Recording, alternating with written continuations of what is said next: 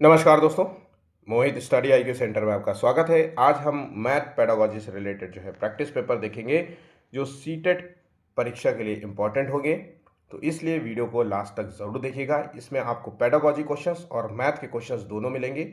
जिन बच्चों के जो है मैथ गणित जो है कमज़ोर बच्चे हैं, जिनको जो है अक्सर जो है मैथ के क्वेश्चंस को करने में डर लगता है, मैं उनके लिए जो है मैं पहले से मैं आपको बताता आ रहा हूँ कि भाई मैं वही क्वेश्चंस आपके लिए एग्जाम में वही कराऊंगा जो आपके एग्जाम को ध्यान में रखते हुए इंपॉर्टेंट है। ठीक है, तो ऐसे क्वेश्चंस को आप ज़रूर से ज़रूर तैयार कर लीजिएगा, क्योंकि यही क्वेश्चंस आपको जाकर के पेपर 1 और पेपर चाहे वो प्राइमरी हो या जूनियर पेपर, दोनों में जो है ऐसे कुछ कॉमन से क्वेश्चन हैं जो आपको देखने को मिलेंगे। ठीक है, वीडियो आगे बढ़ने से पहले प्लीज़ वीडियो को लाइक ज़रूर कर लीजिएगा। 100 लाइक्स का टारगेट है। कमेंट करिएगा, अगर किसी भी क्वेश्चन से रिलेटेड कोई इशू नज़र आए तो प्लीज़ कमेंट ज़रूर करिएगा और शेयर करना अपने दोस्तों के साथ ताकि वो भी इस वीडियो का लाभ ले सके। और चैनल को सब्सक्राइब नहीं किया तो प्लीज़ चैनल को भी सब्सक्राइब कर लेना।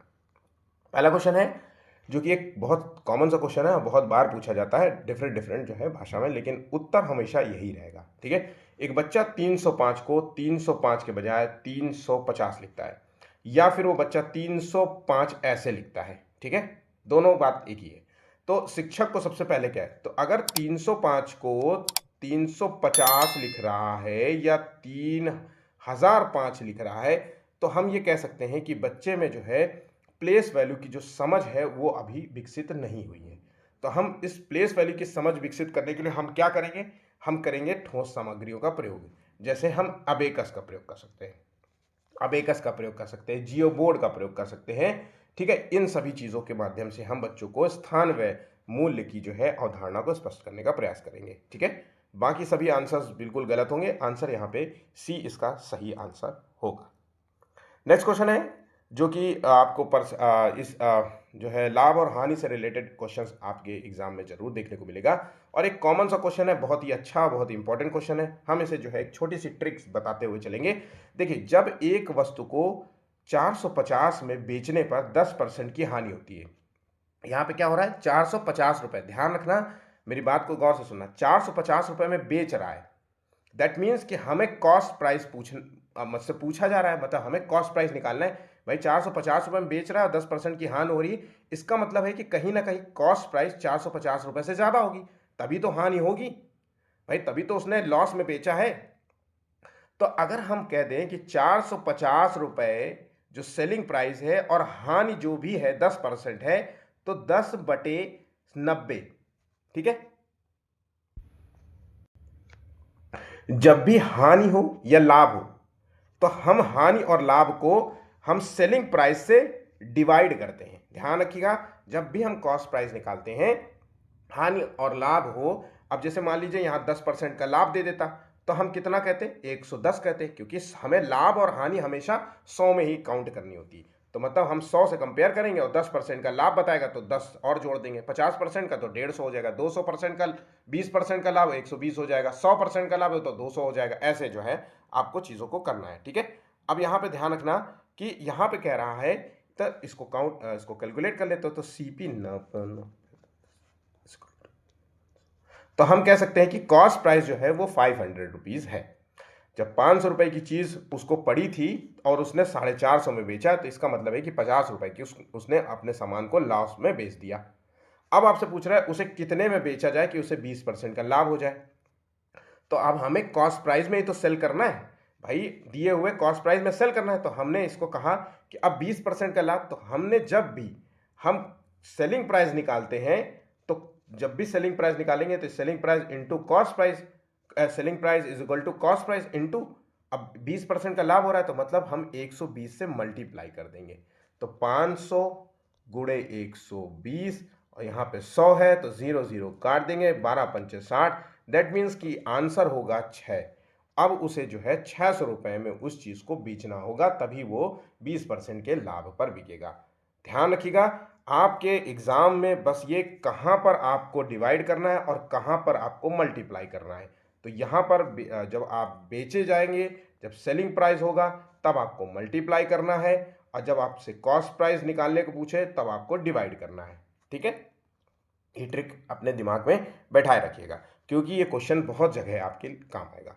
प्राथमिक कक्षा में स्थान वैल्यू, प्लेस वैल्यू सिखाने के लिए सबसे उपयुक्त जो है शिक्षण सामग्री कौन सी मानी जाती है? तो देखिए, केवल केवल केवल वाले ऑप्शंस को तुरंत हटा दीजिए। अबेकस और स्थान मूल्य चार्ट, आंसर है ऑप्शन बी। ठीक है, नेक्स्ट क्वेश्चन है, निम्नलिखित में से कौन सा कथन सही नहीं है? मतलब यहां पे कथन गलत दिया हुआ है। तो सभी अभाज्य संख्याएं विषम संख्याएं होती हैं, अभाज्य संख्याएं अपरिमित जो है रूप से अनेक हैं, और अभाज्य संख्याओं के केवल 2 गुणनखंड होते हैं, और 1 अंक वाली केवल 4 अभाज्य संख्याएं होती हैं।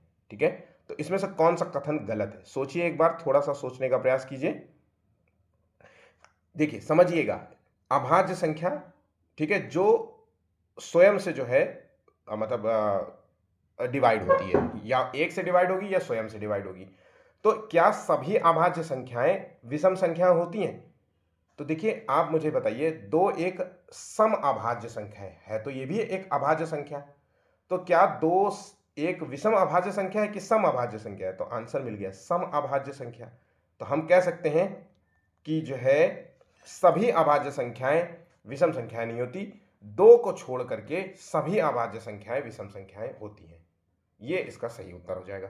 तो यही यहां पे कथन गलत दिया हुआ है। ठीक है, नेक्स्ट क्वेश्चन है, निम्नलिखित में से कौन सा 11,1111 संख्या का प्रतिनिधित्व करता है? अब इस क्वेश्चन को हमें ध्यान रखिएगा, ये क्वेश्चन जो है बच्चे की जो है स्थानिक मान या प्लेस वैल्यू की जो है जांच की जा रही है इस क्वेश्चन के माध्यम से। तो देखिए, 11,000, फिर बोल रहा है 1100 और 1100 और 11, ये लिखा हुआ है, इसका प्रतिनिधित्व कर रहा है। तो मतलब हम 1 1 1 2 1, ये इसका सही उत्तर हो जाएगा। आंसर है ऑप्शन सी। ठीक है, नेक्स्ट क्वेश्चन है, ये संख्या दी हुई है, 5 और 6 के स्थानीय मानों का गुणनफल, जोड़, गुणा, भाग, जो भी आपसे पूछे, आपको स्थानिक मान मतलब है कि जो संख्या आपसे पूछ रहा है उसकी जो प्लेस वैल्यू है वो किस जगह है। तो अगर हम 5 की बात करें तो उसके आगे देखिए कितने जीरो लग रहे हैं, इकाई, दहाई, सैकड़ा। ठीक है, तो इसकी प्लेस वैल्यू सैकड़े पे है। अब 6 की बात करें तो ये इसकी प्लेस वैल्यू कितने में, इकाई, दहाई पे है। तो अगर हमें इस गुणनफल की बात कर रहा है तो हमें मल्टीप्लाई कर लेना है। तो 6 पंचे 30 हो गया, डबल 3 जीरो बढ़ा देंगे, तो आंसर हो गया ऑप्शन सी। ठीक है, अगर जोड़ने की बात करते तो 560 हो जाता। ठीक है, घटाने की बात करते तो इसमें से 60 घटा देते, 440 हो जाता। तो कुछ इस प्रकार के जो है आपको कॉन्सेप्ट दिमाग में बनाए रखने हैं। ठीक है, एक त्रिभुज के कोणों का अनुपात 4:6:8 है। सबसे बड़ा कोण कितना होगा? सबसे बड़ा हो या सबसे छोटा कोण हो? ठीक है, तो देखिए, चारों कोण है, ए, बी और सी जो है आपको दिया है, और सबसे बड़ा कोण के बारे में पूछ रहा है, मतलब सी का जो है एंगल पूछ रहा है आपसे। तो देखिए, आप सीधा कुछ नहीं करिए, तीनों कोणों का योग जो होता है 180 डिग्री होता है, और इनको जोड़ दीजिए। 8 6 जो है 14, 14 4 18, 18 से मल्टीप्लाई कर देंगे, यहाँ पे 10 आ जाएगा। इसका मतलब है कि ये 80 डिग्री का जो है सबसे बड़ा जो कोण होगा वो 80 डिग्री का होगा। ठीक है, बात यहाँ समझ गए? तो चलिए, आप एक उत्तर देने का प्रयास करिएगा, सबसे छोटा कोण जो है कौन सा होगा, सबसे छोटा एंगल जो है कौन सा होगा, उसका आंसर देने का प्रयास करना। ठीक है, नेक्स्ट क्वेश्चन है, एलसीएम की अवधारणा समझाने के लिए निम्न में से कौन सी जो है गतिविधि सबसे उपयुक्त है? तो एलसीएम की अवधारणा बच्चों को अगर समझाना चाहते हैं तो यहाँ पे सूत्र लिखवाना काफ़ी नहीं होगा, परिभाषा रटवाना काफ़ी नहीं होगा, परीक्षा जो है एग्जाम पेपर जो है करवाना काफ़ी नहीं होगा, ब्लैक बोर्ड का यूज़ करना काफ़ी नहीं होगा। हमको आंसर सही, सीधा सीधा आंसर बी देना है। 2 संख्याओं के गुणजों को सूचीबद्ध करा करके एक समान जो है गुणज खोजने ठीक है, देना है। ठीक है, एक तरीके से। ठीक है, ऑप्शन बी। नेक्स्ट क्वेश्चन है, 3 संख्याओं का अनुपात दिया है 2:3:5, और इसमें जो है एलसीएम 450 है इसका, और एचसीएफ पूछ रहा है। ध्यान से देखिए, इसका ट्रिक क्वेश्चन देख लेते हैं, इसका ट्रिक कैसे है। तो देखिए, आपसे पूछ रहा है लघुत्तम समापवर्तक जो है एलसीएम 40 है, 3 2 3 5 का जो है आप एलसीएम निकाल लीजिए, 5 या 15, 15 तो नहीं 30। इसका मतलब है कि जो इसका एलसीएम होगा वो 30 होगा, और एलसीएम आपसे जो है इसका एलसीएम दिया गया है 450। तो हम कुछ नहीं, इसी को डिवाइड कर देंगे, 4 तो 15। तो जो वैल्यू निकल के आती है वही इसका एचसीएफ होगा, मतलब जो वैल्यू निकल के आई वही इसका आंसर है, एचसीएफ है। ठीक है, चलिए। 96 के सभी घनात्मक गुणनखंडों का योगफल है।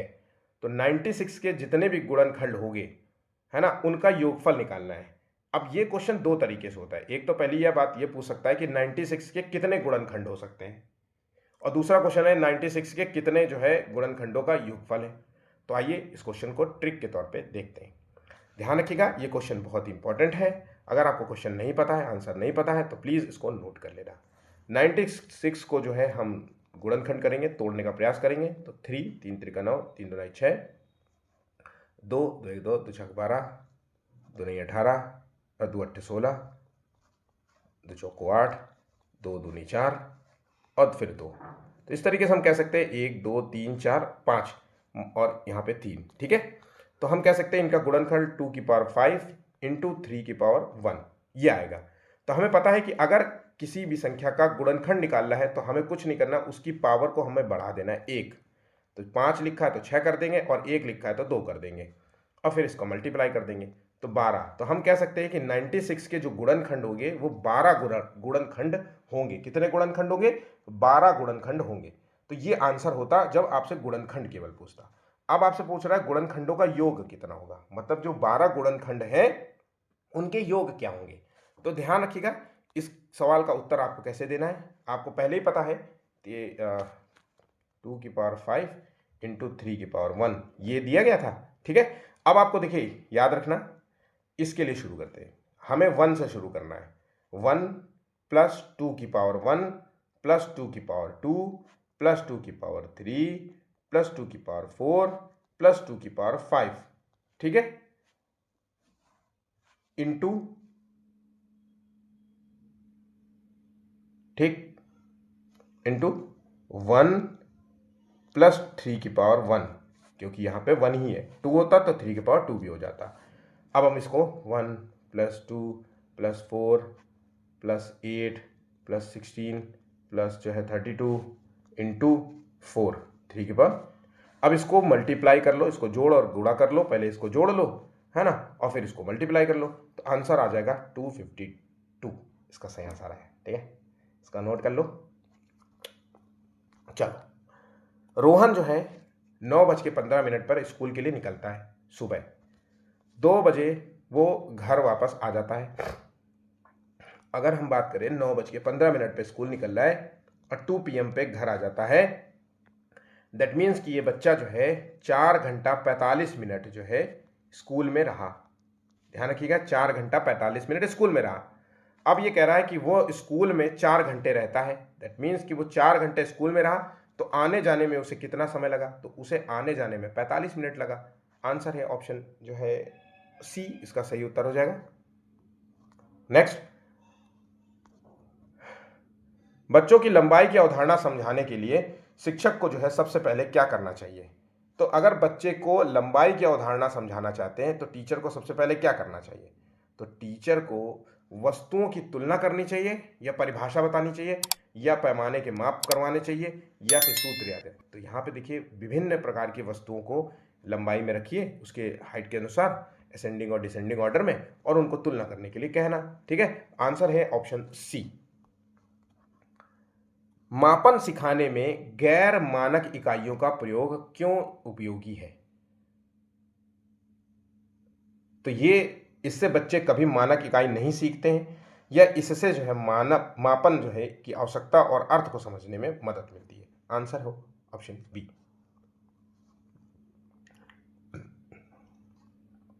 बच्चों में जो है ज्यामितीय तर्क विकसित करने के लिए कौन सा प्रश्न सबसे उपयुक्त है? तो बच्चों में अगर ज्योमेट्री को लेकर के जो है थिंकिंग जो है क्षमता को बढ़ाना है, तो सबसे उपयुक्त जो तरीका होगा वो है वर्ग। परिभाषा बताने से नहीं होगा, एक वर्ग बताओ या बनाओ, ऐसा कुछ ऐसा चतुर्भुज खोजो जिनकी सभी भुजाएं बराबर हो, और अपने उत्तर का कारण बताओ। तो तर्क पर आधारित यह क्वेश्चन है। आंसर है ऑप्शन सी। निम्नलिखित अक्षरों के लिए किस समूह में जो है क्षैतिज और ऊर्ध्वाधर दोनों प्रकार की जो है सममिति सिमेट्रिक जो है रेखाएं देखने को मिलेंगी? ठीक है, 4 ऑप्शंस दिए गए। मैंने आपको जो है ये सममिति रेखाएं क्या होती हैं इसके बारे में बताया था। वैसे ही इस टॉपिक में मैंने अबेकस, जियोबोर्ड, जियोजेब्रा, है ना, 10 ग्राम, सममिति रेखाएं, ये क्या होती हैं, सब चीज़ें बताई थी। इंपॉर्टेंट हिस्सा है आपके पेडागोजी का, या आपको पढ़ना चाहिए, ठीक है।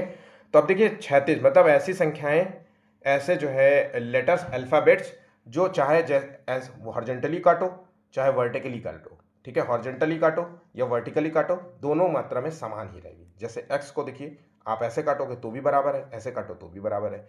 एच को देखिए, ऐसे काटोगे तो भी बराबर है, ऐसे काटोगे तो भी बराबर है। ओ को भी ऐसे काटो, ऐसे काटो, ऐसे काटो, कैसे भी काटो, सब बराबर ही है, ठीक है। तो यहाँ पे आंसर हो ऑप्शन बी। चतुर्भुज को पहचानना है, मेरी दो सममित रेखाएं हैं और मेरे सभी कोण 90 डिग्री के हैं। तो वो सममित रेखाएं कौन सी, देखिए ऐसे चतुर्भुज जिसकी 4 भुजाएं हों, तो देखिए वर्ग जो है उसकी 4 भुजाएं हैं, इसको चाहे जैसे काटो, चाहे जैसे काटो, ये जो है पूरी तरीके से सममित रेखाएं हैं और देखिए 90 डिग्री में भी है, ठीक है। तो इसलिए आंसर है ऑप्शन बी। गणित की प्रगति के संबंध में निम्नलिखित में से कौन सा कथन सबसे उपयुक्त होगा। तो यहाँ पे 16वें प्रश्न का उत्तर देना है।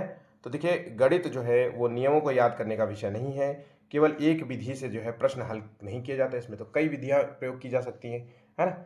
हमने अभी क्वेश्चंस को जो है शॉर्ट ट्रिक्स से जो भी सॉल्व करने का प्रयास किया है। अब यहाँ पे जो है आंसर होगा सी। गणित में तर्क, समस्या समाधान, पैटर्न और संबंधों की जो है महत्वपूर्ण भूमिका होती है। आंसर आपको सी देना है, ठीक है। नेक्स्ट क्वेश्चन है, शिक्षक जो है बच्चों को एक ही प्रकार के 30 प्रश्न करवाने के बजाय एक ही अवधारणा पर अलग अलग प्रकार की समस्याएं देता है, इसका मुख्य लाभ क्या है। सीटेट का पूछा हुआ क्वेश्चन है, 17th। आंसर है बी, अवधारणा को विभिन्न परिस्थितियों में लागू करने की क्षमता बच्चे के अंदर विकसित करना, ठीक है। इसका मुख्य लाभ यही है। 18वां प्रश्न है, एक गणित के टीचर के रूप में आप बच्चों के गणित के प्रदर्शन को सुधारने के लिए संभावित जो है शिक्षकों को क्या परामर्श देंगे। तो अगर मैथ के संदर्भ में पूछ रहा है तो देखिए अंत में बच्चों के लिए एक उपचारिक कक्षाओं की जो है योजना तैयार करना, या फिर अभिभावकों को परामर्श देना, वो बच्चों को घर में ट्यूशन लगाएं, या फिर बच्चों को अभ्यास के लिए अधिक से अधिक जो है बुक्स प्रोवाइड करना या लाइब्रेरी में बैठाना, बच्चों को उनके अवधारणात्मक और कार्य विधिक ज्ञान के बीच में संबंध स्थापित करने में सहायता करना। आंसर हो गया ऑप्शन डी। गणितीय अध्यापन को प्रभावी बनाने के लिए निम्नलिखित में से कौन सी विशेषताएं नहीं होगी। 19वें प्रश्न का उत्तर दीजिए। तो देखिए प्रतिदिन के अनुभवों के साथ संबंध स्थापित करना, ये उसकी विशेषता है, ये विशेषता है, पर हमें नहीं पूछ रहा है, ठीक है। ध्यान रखना, हमें निगेटिव में उत्तर ढूंढना है। एक ही संकल्पना को अलग अलग जो है विभिन्न शिक्षण अधिगमों का जो है प्रयोग करना, मतलब विभिन्न जो है टीचिंग मेथड्स का यूज़ करना, तो ये भी जो है एक विशेषता है। नई संकल्पना का परिचय देने के लिए समय के नियम पर कठोरता से पालन करना, तो यहाँ पे यही गलत हो जाता है। आंसर सी यहाँ पे फॉल्स होगा, गलत होगा। राष्ट्रीय पाठ्यचर्चा की रूपरेखा 2005 में उल्लिखित गणित की जो है लंबी आकृति संकेत देती है, किस रूप में संकेत देती है। देखिए इसका सही उत्तर है ऑप्शन डी, एक संकल्पना पर दूसरी संकल्पना बनाना, ठीक है। गणित के बेहतर होने के लिए एक व्यक्ति आवश्यकता है, तो गणित में बेहतर होने के लिए एक व्यक्ति को किस चीज़ की आवश्यकता है। तो भाई अगर कोई बच्चा गणित में बेहतर होना चाहता है, मैथ उसको बहुत अच्छे से समझ में आने लगी, तो पहली बात तो कॉन्सेप्ट पे बेसिक ध्यान देना होगा। हम उत्तर पे जो है ध्यान देते हैं। तो बच्चे के अंदर पहली बात तो अमूर्त चिंतन करने की क्षमता विकसित करनी होगी, ताकि 2+2 कितना होता है ये 4, इसको कैलकुलेट करने के लिए उसको कॉपी पेन की सहारा ना हो। जैसे मेरा एक दोस्त है, मेरे कई ऐसे दोस्त हैं जो मैथ को लेकर के बहुत बेहतरीन है, मतलब एसएससी में जब भी वो मैथ के क्वेश्चन सॉल्व करते हैं ना, तो उनको 70% 80% तक पेपर जो है वो कागज और पेन का इस्तेमाल ही नहीं करते, या फिर बहुत नाम मात्र 2 शब्द 3 शब्द 3 अक्षर, कोई संख्या लिखनी है, कोई बड़ी संख्या है तो बस केवल इतना है ना। तो वो एसएससी, और एक मेरा दोस्त तो एसडीएम है ना, इस तरीके की सोच वाले होते हैं। तो गणित में जो है बेहतर होने के लिए जो है अमूर्त चिंतन का होना बहुत ज़रूरी है। तर्क संगत जो है विवेचना द्वारा समस्याओं को बनाने और उसे सूत्रबद्ध करने की जो है आवश्यकता है। आंसर है बी। किन्हीं दो पूर्ण संख्याओं का योग एक पूर्ण संख्या होता है, पूर्ण संख्याओं के इस गुण को किस प्रकार उल्लिखित किया जाता है। तो देखिए दो पूर्ण संख्याओं का योग एक पूर्ण संख्या होगी, ये कहलाती है क्लोजर जो है प्रॉपर्टी, मतलब इसका सही आंसर है संवरक गुण। आंसर है सी। ध्यान रखिएगा, संवरक। क्रम विनिमय गुण में क्या होता है, हम दो संख्याओं का क्रम बदलने पर भी ये मानते हैं कि संख्या समान रहेगी। जैसे हमने कहा कि 2 + 3 = 3 + 2, दोनों की वैल्यू देखिए समान है, तो ये क्रम विनिमय जो है गुण कहलाता है। ये देखिए यहाँ ध्यान रखिएगा, ये क्वेश्चन आपसे एग्जाम में पूछेगा, इसलिए मैं बता रहा हूँ। सहचर गुण में क्या होता है कि इसे कहते हैं एसोसिएटिव जो है प्रॉपर्टी। जब जो है हम कोई संख्या है, मान लो सहचर मतलब जोड़ना, बहुत सारी चीज़ों को मिलाना। तो जैसे हम मान लीजिए कि जब 3 संख्याओं को आपस में जोड़ते हैं तो संख्या समान रहेगी। जैसे 3 + 2 + 5 = 5 + 2 + 3, तो संख्या देखिए समान ही रहेगी। ठीक है, तो ये सहचर का नियम कहलाता है। आकांक्षा जो है गणित की एक अच्छी अध्यापिका बनना चाहती है। गणित की अच्छी अध्यापिका के लिए उसके पास जो है क्या होना चाहिए? तो देखिए, अच्छा संप्रेषण कौशल या बंद उत्तर वाले प्रश्नों का अच्छा ज्ञान होना चाहिए, या फिर गणितीय वस्तु को वास्तविक जीवन से जोड़ने के लिए अवधारणात्मक ज्ञान, समझ और योग्यता होनी चाहिए।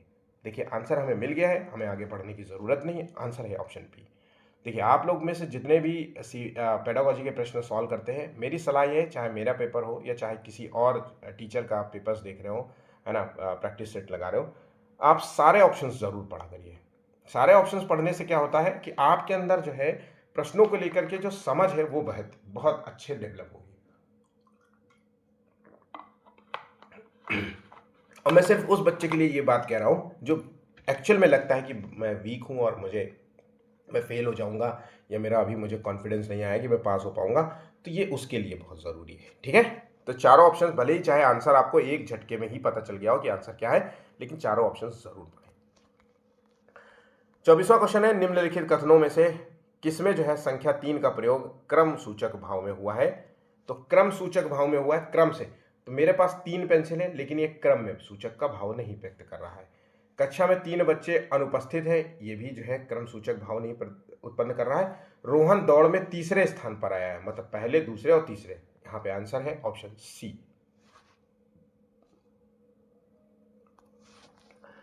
हमारे क्षेत्र में गर्मियों में पानी की कमी क्यों होती है? जैसे प्रश्न जो है मुख्यतः किस कौशल को विकसित करते हैं? तो देखिए, गर्मियों में पानी की कमी क्यों होती है, ऐसे जो क्वेश्चंस होते हैं, ये कारण जो है जानना और परिणाम के बीच संबंध खोजने, तार्किक सोच को बढ़ावा देते हैं। आंसर है ऑप्शन बी। एक टीचर जो है बच्चों की को जो है संख्या पहेली देता है। मैं एक संख्या हूं जो 20 से बड़ी है और 30 से छोटी हूं। मैं एक सम संख्या भी हूं और मेरे अंकों का योग 8 है। मैं कौन हूं? ठीक है, मेरे अंकों का योग 8 है, मैं कौन हूं? ठीक है,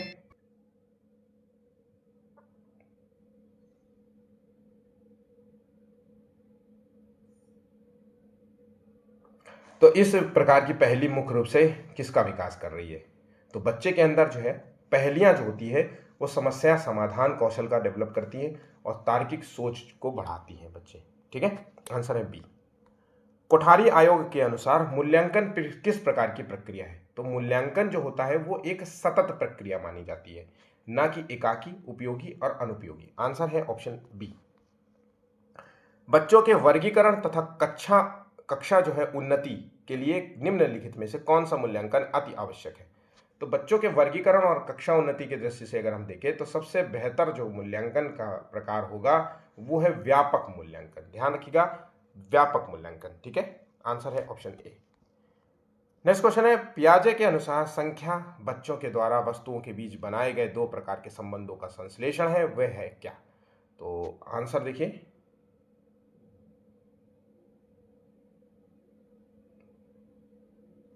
आंसर है ऑप्शन बी। ठीक है, नेक्स्ट, निम्नलिखित में से कौन सा जो है डीन्स के सिद्धांत का नियम नहीं है? डाइंस की थ्योरी मैंने आपको कराई है, बिल्कुल कंप्लीट थ्योरी कराई है, क्वेश्चंस भी कराए हैं, जिससे बाहर कोई क्वेश्चन नहीं जाएगा। तो यहाँ पे जो नियम नहीं है, वो उत्तर जो गलत है वो है ऑप्शन डी। तो कुछ इस प्रकार के क्वेश्चंस आएंगे, आपको अच्छे तरीके से इन क्वेश्चंस को तैयार कर लेना है। वीडियो अच्छा लगा तो प्लीज़ लाइक शेयर जरूर कर लेना, सब्सक्राइब कर लेना, और आप मुझे कमेंट भी कर सकते हैं कि मैं आप लोगों को कौन सा ऐसा कोई टॉपिक रह गया हो जो अभी मैंने नहीं कंप्लीट करा है, तो प्लीज़ आप मुझे कमेंट कर दीजिए। मैं जो है उस टॉपिक से रिलेटेड जो है वीडियो आपके लिए प्रिपेयर कर दूंगा। ठीक है, धन्यवाद।